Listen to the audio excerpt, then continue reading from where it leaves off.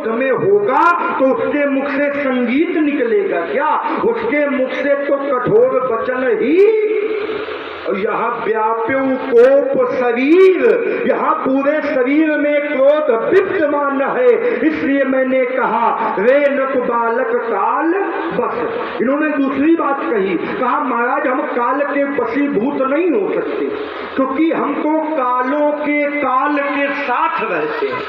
अच्छा, कालों के काल कौन है? एक है महाकाल, उज्जैन्यम महाकालम।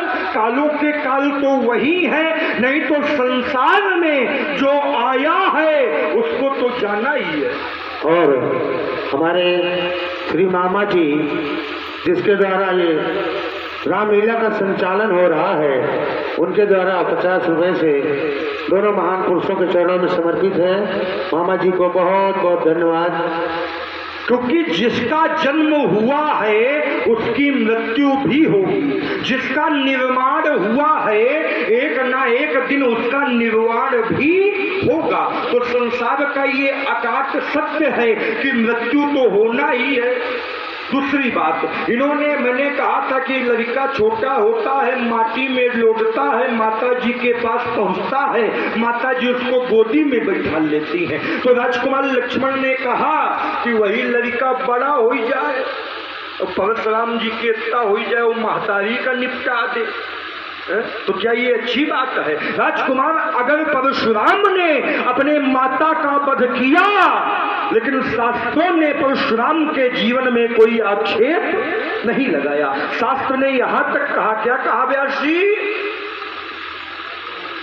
कहा परशुराम पितु आज्ञा राखी और मारी मातु लोक सब साखी। परशुराम ने पिता के कहने पर अपनी माता का वध किया। और हमारे श्री विनोद जी एक केश पुष्प मुद्राएं भगवान परशुराम जी के चरणों में और केश पुष्प मुद्राएं लखनलाल जी के चरणों में समर्पित है। बहुत बहुत धन्यवाद विनोद जी को। लेकिन माता का बधने करने के पश्चात भी परशुराम के जीवन में कभी कलंक नहीं लगा, क्योंकि शास्त्र ने कहा सुत ही ययाति है यौवन दयऊ।